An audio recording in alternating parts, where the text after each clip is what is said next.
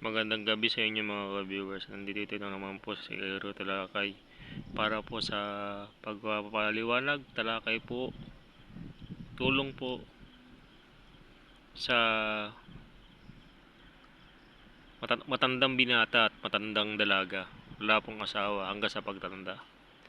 Alam nyo, kayo mga walang asawa, walang kapartner sa buhay, ay wag naman kayo mawalan ng pag-asa. Alam nyo, isa rin naman kasing kahiligan lang naman ang pag-aasawa. Pero dumarating din naman sa buhay ng tao na mahirap din naman mag-asawa.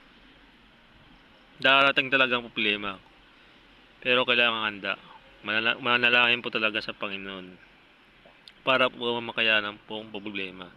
Hindi po biro ang pag-aasawa. Pero ang totoo po niyan talaga, ang pinpoint ko kung bakit walang asawa po talaga ang matandang binata, matandang dalaga, ay dahil na rin po sa maraming po problema na dumarating po. Maraming problema po.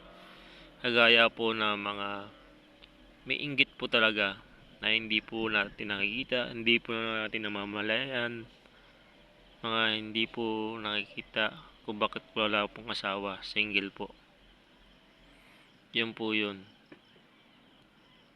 At ang paliwanag po na yan ay talaga pong totoo po sa mga sinasabi ko po talaga.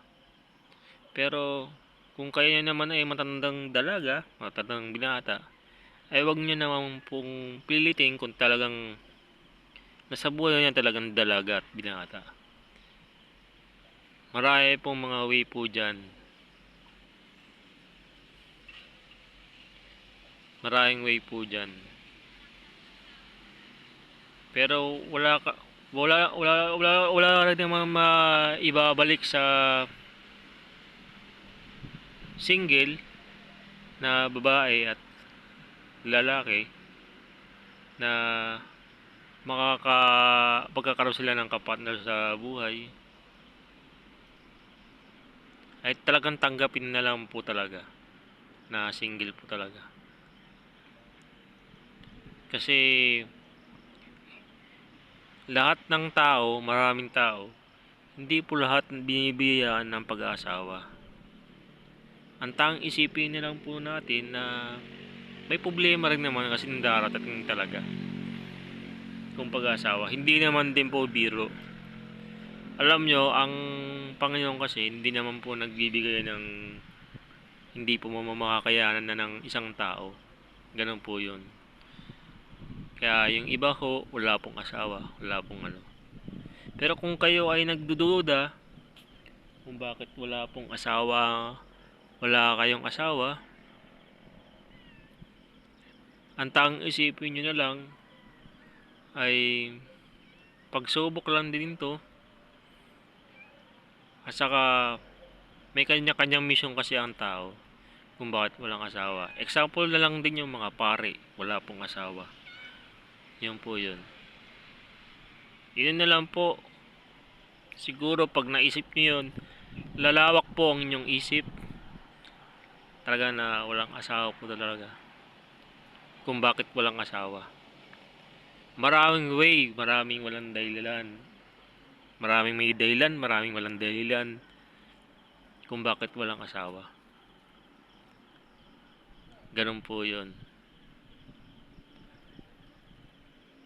Pero ang pinpoint ko po talaga dyan, syempre kung negative naman talaga ang iisipin, may naiinggit talaga.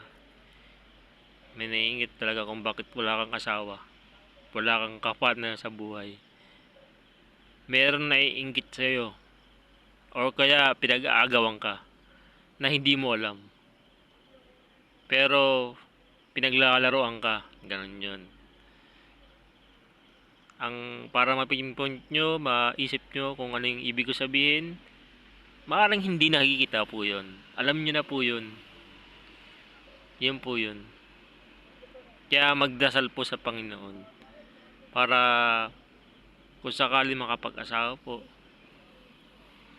bibigyan kayo ng asawa at mabait na asawa. Kung kayo mabait, at taos puso nyo talaga na gusto nyo mag-asawa, magkaroon ng anak, pangalagaan ng anak hanggang sa pagtanda, at mabigyan ng magandang kinabukasan ng asawa at anak, yun po yun. Hanggang dito na lang po mga ka-viewers. Hanggang dito na lang po. God bless po sa inyo. Mabuhay po kayo.